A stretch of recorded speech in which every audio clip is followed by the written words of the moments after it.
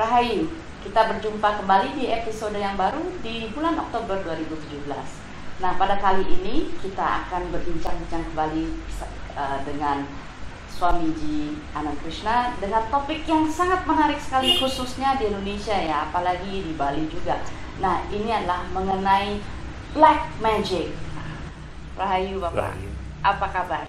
Baik, topiknya serem ya, menyeramkan sekali. Sangat gelap topiknya. Yeah. Ini sangat menarik karena sepertinya kok bukan hanya orang Indonesia, mungkin di Asia yang lebih percaya hal-hal yang berkaitan dengan black magic atau ya guna-guna dan sebagainya. Saya ada pengalaman soalnya waktu saya lagi kuliah di Swiss.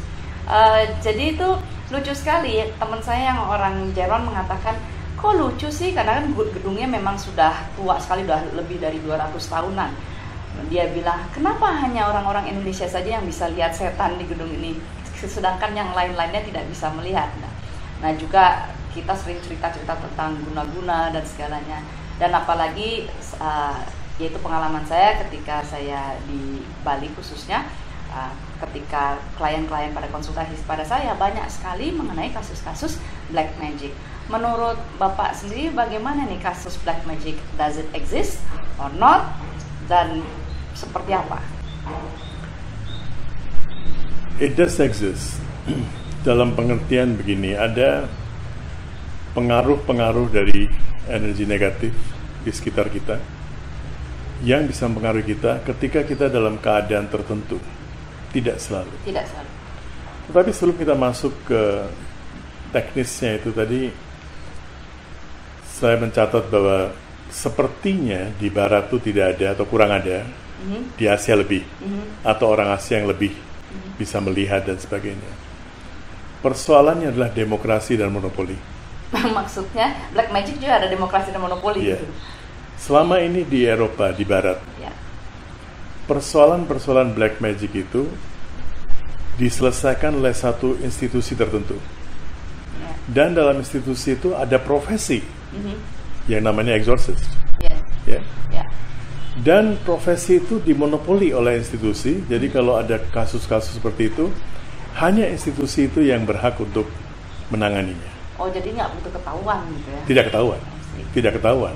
Kalaupun ketahuan, yang ketahuan itu adalah bagian luarnya, ya, atau kadang-kadang di kamuflase, kadang-kadang diada-adakan. Ini pengaruh dari sesuatu yang luar biasa, seolah-olah setan itu sejajar dengan Tuhan. Kadang-kadang begitu, kadang-kadang malah dianggap tidak ada apa-apa, ya, karena ada badan yang memonopoli seluruh kondisi itu. Sementara itu di Asia, khususnya lihat saja di Indonesia, di Bali, dukun itu kan bukan monopoli seseorang. Berserakan di mana-mana ya. Mulai besok kalau kamu mau menyatakan dirimu sebagai dukun, nobody can stop you. Oh, sudah Bapak. Sudah. Jadi tidak ada yang bisa melarang kan. Tidak ada sertifikasi kan. Kalau untuk menjadi yoga teacher ada sertifikasi. Kalau menjadi dukun kan nggak ada sertifikasi. Ada baiknya bahwa sesuatu seperti itu kemudian dijadikan wacana umum.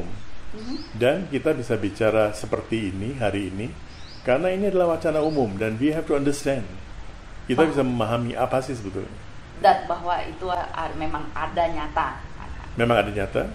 Dan kenyataan itu tidak bisa dielakkan. Seperti halnya kalau kita pergi ke suatu tempat di mana banyak sekali energi-energi yang tidak cocok dengan kita, walaupun tidak negatif loh ya. Saya berikan contoh. Kalau saya dibawa ke diskotik, saya akan merasa kesetanan di sana. Oh begitu? Ya, orang lagi teriak-teriak. It makes a lot of nonsense to me, you know. Ngapain teriak gitu ya? Mau nyanyi dong, seperti nyanyi di suatu pub atau apa, ya nyanyinya kan oke, ya. Ini nggak bisa dengar apa-apa. What is DJ? What is DJ? Dia menciptakan kegaduhan. Betul. Seorang DJ itu, apapun yang ada di pikiran dia main dengan rekor. Dia rusakin berapa rekor? Sekarang udah canggih Pak, nggak usah rusak-rusakin lagi Pak. Sekarang teknologi udah canggih. Zaman saya tuh ya. Zaman dulu betul, rusak-rusak. Sekarang udah canggih Pak. But still, rusakin musik nggak? Musik sana sini semua dicomot, di mix, dijadikan lukisan Picasso. Tidak ada ujungnya, tidak ada apanya. The thing is, banyak hal yang tidak menunjang kesadaran saya. Saya tidak mengatakan disco itu tidak baik. Bagi orang-orang yang suka sama disco, oke. Orang suka sama jazz, oke. Orang tidak suka sama jazz, tidak oke. Orang suka sama sitar, oke. Orang tidak suka sama sitar, oke. Kesalahannya di mana? Apa yang saya anggap negatif itu subjektif sekali. Negatif bagi siapa? Negatif bagi saya. Saya tidak suka disco. Ya. Dan saya bisa mencari pembenaran. Kenapa saya tidak suka? Tadi saya mencari pembenaran. Saya ngeles tadi. Oh, ngeles ya? Ngeles tadi. Ngeles. Saya juga, kamu sendiri tahu saya suka. Sometimes I listen to disco music also. Iya, Bapak disco banget. Saya suka kaget. Not disco banget, Lan. Jangan dihiperbola. Gak disco banget. But I like to listen to music, you know. Jadi tidak berarti semuanya jelek, tidak. Tetapi dia tidak menunjang kepribadian saya, dan saya tidak akan mencari disco music. Saya tidak akan pergi ke suatu tempat out of the way. Yeah. This is the same way with negative energy. Banyak sekali energi-energi sekitar kita yang tidak menunjang kita. Yeah. Di setiap tempat, di setiap rumah, di setiap kebun, di setiap sejengkal tanah dimanapun juga, pasti ada roh-roh yang sedang menunggu kelahiran kembali. Kalau saya percaya pada reinkarnasi. Yeah. Pemirsa tidak perlu percaya pada reinkarnasi, tapi kalau saya percaya pada reinkarnasi, saya tahu bahwa ada roh-roh yang sedang menunggu giliran. Tapi roh gentayangan kayaknya rata-rata pada percaya tuh. Percaya atau enggak reinkarnasi, roh gentayangan. Gentayangan percaya kan? Ya. Oke, kita bicara roh gentayangan. Nah, roh gentayangan ini entah mereka sedang menunggu reinkarnasi atau tidak menunggu reinkarnasi, mereka bisa gentayangan karena keterikatan mereka dengan dunia benda. Dengan harta benda yang mereka tinggalkan, dengan keluarga, dengan hubungan-hubungan, relasi, apapun yang mereka tinggalkan, sekarang mereka tidak bisa menyapa mereka. Mereka tidak bisa menyentuh apa yang suka mereka sentuh. Mereka tidak bisa berkomunikasi dengan orang-orang yang mereka cintai. Dan mereka sangat terikat. Ini menjadi gentayangan. Kalau ada orang yang bisa komunikasi dengan mereka, dan bisa memberikan harapan kepada mereka, saya bisa menjadi medium kamu, bisa menjadi channel kamu, untuk berkomunikasi dengan orang-orang yang kau tinggalkan. Mereka akan senang. Ya. Mereka akan senang. Tetapi kita tidak membantu mereka. Kenapa itu kita malah tidak membantu mereka? Kan mereka juga rindu sama kita. Rindu, betul. Tapi mereka tidak melanjutkan perjalanannya. Mereka akan tetap gentayangan. Jadi kita istilahnya menahan perjalanan mereka. Betul, betul. Roh-roh seperti ini, yang gentayangan ini, mereka kadang bisa marah, apalagi kalau kita sudah sering panggil mereka, terus sekali-kali nggak dipanggil lagi. How long can you remember your loved ones? Ada orang yang kamu sangat cintai, dia sudah meninggal, berapa lama kamu akan what do you call this, mourning? What is mourning? Berduka. Berapa lama akan berduka? Sebulan, 2 bulan, 3 bulan, 6 bulan is the maximum. Nah itu kalau yang lama sekali berdukanya gimana Pak? Bertahun-tahun? Well, dia begitu berduka, dia harus sadar bahwa dengan berduka, saya tidak mengatakan tidak mengenang. Ya. Saya tidak mengatakan don't remember, tapi remember dengan penuh keterikatan itu justru membuat mereka sangat sengsara. Because they want to contact us also. Jadi berbeda ya, mengenang dengan yang berduka sampai selalu ingin menyatu kembali, bertemu kembali, itu beda. Dalam tradisi-tradisi kita di Timur, kita suka memajang foto orang tua kita. Ya, saya melihat sampai saya pernah ke Gorontalo, ke Makassar ya. Tradisi ini ada di mana-mana. Sekarang barangkali nggak begitu populer, tapi foto-foto keluarga, foto-foto leluhur itu dipajang, lukisan-lukisan. Saya pergi ke rumah seorang yang dituakan lah di daerah Makassar gitu. Di rumah dia itu dari berapa keturunan tuh, ada lukisan-lukisan yang lengkap dan dipajang dengan penuh rasa bangga. Mereka menjelaskan nih leluhur saya ini begini. Mereka tahu silsilah keluarganya. That is something else. Tapi keterikatan sampai menahan mereka supaya mereka tidak melanjutkan perjalanan, ini berbahaya. Dan roh-roh seperti ini bisa digunakan untuk black magic. Ya, ini kita tadi bicara mengenai roh gentayangan, dan Bapak sekarang baru masuk bahwa roh-roh ini justru bisa digunakan untuk black magic. Bagaimana cara menggunakan roh-roh ini? Karena yang kasusnya sering terjadi adalah ketika misalnya seorang klien datang bahwa di rumahnya tiba-tiba ada ular, atau entah dari badannya keluar jarum, atau dia tiba-tiba sakit dan sakitnya parah sekali, kata dokter nggak ada masalah, di ronsen nggak ada masalah, tapi dia benar-benar sakit. Nah itu bagaimana cara mekanismenya? Iya. Jadi ada istilah di sini kan ada begitu banyak istilah. Saya akan berusaha untuk tidak menggunakan istilah yang digunakan oleh kepercayaan tertentu. Tapi tuyul misalnya, tuyul, roh gentayangan ini adalah istilah umum ya. Dan semuanya ini merupakan gumpalan-gumpalan energi. Gumpalan-gumpalan energi dengan emosi ada, pikiran ada. So you can contact through pikiran, through emosi. Kita bisa kontak dan kita bisa suruh mereka untuk melakukan sesuatu. Ya. Kalau ada orang mau melakukan sesuatu di Bali, kalau nggak salah istilah leak, leak. Ya. Kalau ada orang mau melakukan sesuatu terhadap saya, dia minta bantuan gumpalan-gumpalan energi ini. Kadang-kadang ada orang, ada dukun yang bisa paham ini adalah gumpalan-gumpalan energi. Ada yang bisa melihat, oh ini adalah energinya siapa. Ada yang tidak bisa melihat siapa, tapi gumpalan energi. Dia menggunakan, dia mengarahkan energi itu ke orang lain, ke saya misalnya. Nah, saya dalam keadaan apa? Kalau pikiran saya lagi lemah, saya lagi dalam keadaan gelisah, dalam keadaan stres berat, langsung masuk. Begitu mudah ya? Begitu mudah. Kegelisahan orang, stres orang yang berlebihan, itu membuka diri saya, membuat saya vulnerable terhadap energi-energi negatif, karena saya sendiri sudah dalam keadaan negatif. Pernah saya ketemu dengan seorang dukun, namanya terkenal, semua orang kenal dia di Indonesia. Dia datang ke Sunter beberapa tahun yang lalu, mungkin sekitar 98, 99 gitu ya. Dan dia datang, dia jelas-jelas dia mengatakan, saya ingin mencoba Anda. Saya bilang, oke, kita bicara-bicara ya. Kita bicara-bicara dan entah apa yang dia lakukan. Setelah selesai bicara 2 jam, 2,5 jam, ya. Dari tadi saya mau masuk ke dalam Anda, tapi nggak bisa, berhasil. Kenapa?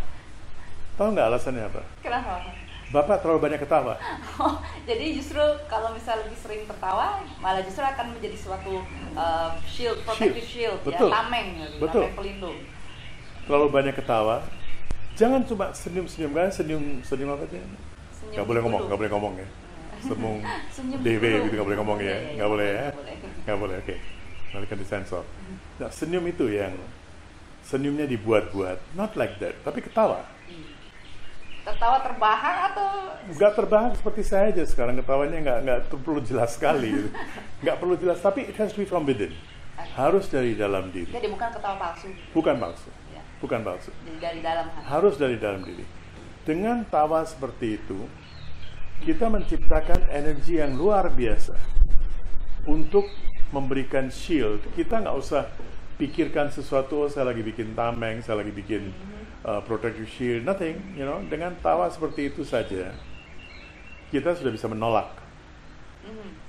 Tetapi bagaimana kita bisa tawa seperti itu kalau stresnya berlebihan? Iya, gimana tuh Pak? Di situ kita perlu latihan meditasi yang bisa membuat kita berada dalam satu frekuensi di mana all these negative energies cannot affect us. Jadi intinya kita harus menaikkan frekuensi kita. Betul. Saya masih ingat salah satu buku Bapak, kalau tidak salah, happiness, be happy. Be happy. Dan di situ kan ada bahwa emosi-emosi itu memiliki frekuensi-frekuensinya. Kalau misalnya merasa bersalah, merasa sedih, marah, sampai bahagia. Memang yang di situ dicantumkan yang paling tinggi adalah ketika kita bahagia. Jadi frekuensi itu ketika dinaikkan kita nggak bisa ditembus. Betul. Tapi di situ juga ada kesalahan-kesalahan yang saya kira fatal sekali, karena selama bertahun-tahun para ahli di bidang tertentu, saya tidak akan sebut namanya juga, mereka mengatakan bahwa passion is a very positive energy. Tidak, passion itu birahi. Passion akan membuat kita bergantung pada law of attraction. Very dangerous. Sekarang yang digembar-gemborkan law of attraction itu very dangerous. Berapa lama sepanjang hari we are in positive attitude, dan berapa lama sepanjang hari kita di dalam negative attitude. Begitu kita berada dalam lingkupan law of attraction, setiap saat dalam kondisi negatif kita akan menarik negativitas. Dan lebih cepat ya. Lebih cepat. Karena negativitas itu seperti air mengalir ke bawah. Kalau positif justru ke atas. Seperti asap, seperti uap. Iya, uap. Nah, untuk merubah sifat air menjadi uap, kita harus masak air itu. Upaya luar biasa. Jadi bukan bergantung pada law of attraction, tidak. Law of attraction sangat berbahaya. Apapun yang terjadi di dunia kita saat ini adalah karena orang-orang yang berlebihan percaya pada law of attraction dan lihat negativitas di mana-mana. Eropa, Amerika, Barat. Itu berarti topik terpisah dong Bapak, itu pasti panjang iya, gitu. Terpisah, tapi itu pun setan. Itu pun setan, itu pun evil. Itu pun evil. Bagaimana seseorang bisa keluar dari rumah atau dari dalam rumahnya, mengambil gun, machine gun, dan mulai menembak orang secara babi buta? What is this? What is this? Dia dalam keadaan negatif, sementara itu ada roh-roh gentayangan di sekitarnya yang mempengaruhi dia, memberikan dia kekuatan, yang mengakses dengan mudah, dengan sangat mudah. Menarik. Ada satu hal lagi katanya, kalau misalnya untuk menghindar diri dari efek atau dampak black magic ini, katanya jangan percaya. Kalau kamu semakin percaya, justru semakin mudah untuk diserang. Apakah itu betul? Betul dalam satu, ya betul, tapi jangan percaya ini kan, kalau saya mengatakan jangan percaya, berarti orang itu sudah percaya kan sebetulnya. Nah, masalah apakah mungkin jika seseorang, saya contoh, walaupun orang-orang barat saya melihat terutama misalnya yang datang ke Bali di Ubud itu banyak sekali justru mereka yang percaya tentang black magic seperti ini. Saya sampai kaget sendiri kok percaya ternyata gitu. Jadi kan memang dulu Eropa pun sejarahnya justru Dracula mereka sangat percaya, tapi kan setelah itu vakum, sangat rasional dan segalanya. Namun sekarang saya melihat banyak yang percaya dan datang ke sini juga untuk mencari hal-hal seperti itu. Nah, yang menjadi pertanyaan saya, kalau misalnya ada orang benar-benar tidak percaya, tapi dia bisa kena black magic, apakah? Jadi mungkin atau enggak, tapi memang pernah terjadi, dan itu explanation-nya, penjelasannya bagaimana? The problem is the dividing line yang memisahkan antara percaya dan tidak percaya itu sangat tipis sekali. Orang yang menolak untuk percaya, sebetulnya percaya, cuma dia menolak. Ini yang sering terjadi. Orang yang mengatakan saya tidak percaya, di dalam benak dia, di balik pikiran dia itu ada kepercayaan yang sangat subtle, halus sekali. Tapi dia sedang menolaknya. Jadi kalau menolak sesuatu itu berarti ada yang di dalam, ada suatu keraguan atau apa? Keraguan. Dan keraguan itu sendiri membuka pintu. Jadi bisa diakses. Ya, kalau seseorang betul-betul tidak percaya, dia tidak akan bicara tentang itu. Kita sekarang lagi bicara ini, kita percaya sebetulnya. We are believers. Iya, tapi kalau misalnya kita mengajak bicara seseorang mengenai hal ini, terus dari itu jawabannya, responsnya adalah saya sih nggak percaya kayak begitu. Oh good. Kalau dia mengatakan tidak percaya, udah.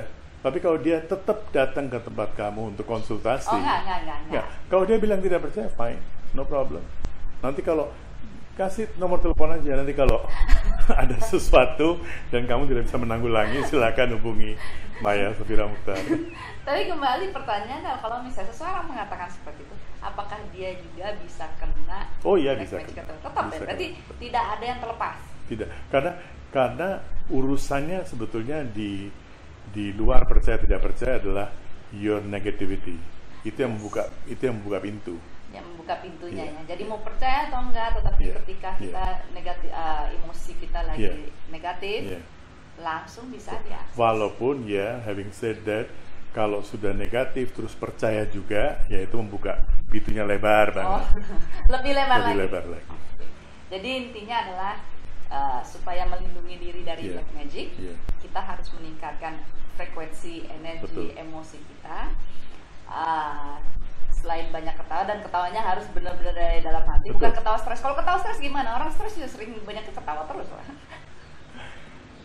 Itu yang saya katakan lukisan Picasso. Lukisan Picasso. Dia tuh sudah mengeluarkan stresnya lewat lukisan. Tapi lukisan dia bisa begitu berharga. Orang bisa mengumpulkan karena setiap orang yang membeli lukisan itu sebetulnya sedang melihat pattern stresnya. Oke. Dia sedang melihat pola stresnya sendiri, maka dia tertarik, law of attraction. Jadi dia harus benar-benar menyadari kalau dia ketawanya apakah benar-benar ketawa dari dalam hati atau Betul. ketawa stres. Ya? Dan kalau belum bisa ketawa, meditasi dulu. Oh, meditasi dulu. Oke. Dan kalau meditasi, apakah jaminannya tidak akan kena black magic atau tidak ada jaminan sama sekali? Ada jaminan. Saya akan mengatakan bahwa kadang-kadang kita bisa merasakan bahwa it's very close, sudah seperti ada orang yang sedang menusuk-nusuk kamu, ya. But nothing is happening to you. Kamu merasa sakit. Orang ditusuk, kamu merasa sakit. Tapi nggak fatal. Nggak fatal. It is like, ada orang sedang menusuk kamu dengan benda tumpul. Ya. It is still painful, Benda tumpul, Tapi juga tidak painful. mematikan. Tidak mematikan. Dan makin you are compassionate, makin you can forgive them, berbahaya dari mereka. Oh, jadi kita malah justru kalau diserang malah justru saya memaafkan, Berbahaya sekali. Itu akan kembali kepada dia. Dia akan kena. Wah, itu latihan yang sangat ini. Justru jadi bukan compassionate also, menyadari also you are doing this, don't do it. Okay. Don't do it. Jangan langsung, saya memaafkan kamu, this. Dia akan melakukan terhadap orang lain.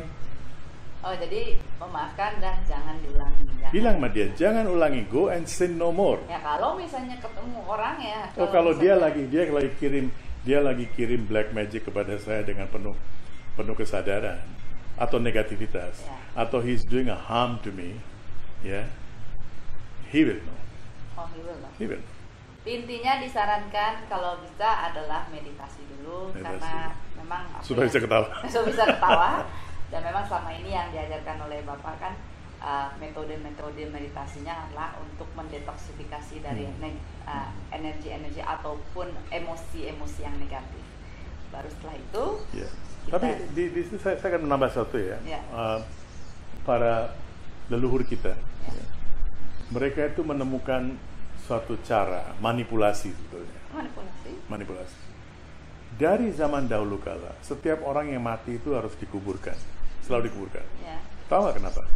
Dia bisa bangun lagi.